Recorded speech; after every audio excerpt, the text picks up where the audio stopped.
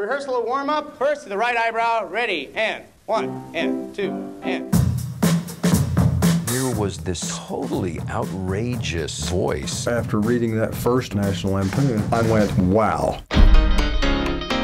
In those days, magazines were a bigger deal. People defined themselves by the magazines they read. Breasts. I would seek out the magazine on the off chance that there would be some breasts. Tell me about National Lampoon. Why do you think it's so popular? They're designed to flatter a particular audience of fairly well-to-do nobodies. So there's this wonderful freedom. If you don't buy this magazine, we'll kill this dog. We can do anything we want. My first week at the National Lampoon, we were getting drunk in a park. There was a man secretly living in his office. It was a crazy place like nothing I'd ever seen before. I didn't tell him what to do. It is the job of a satirist to make people in power uncomfortable. What about a baby in a blender? Really uncomfortable. We were taking on the idiocy of our own generation.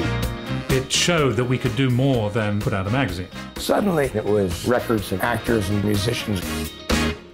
We're going to make a movie. I said, hey, why don't you write this high school movie? There was so much sex. We can't do this in high school. We'll get lynched. So that became Animal House. And from that moment on, we went from being criminals to heroes. What we didn't anticipate was that Hollywood would take away all of our creative talent.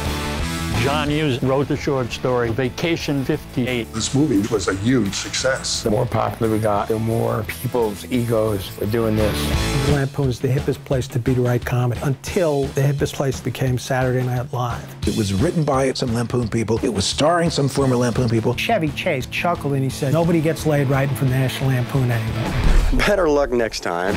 You get drunk, you go home, get up in the morning, and you write the piece. You could get high just walking in.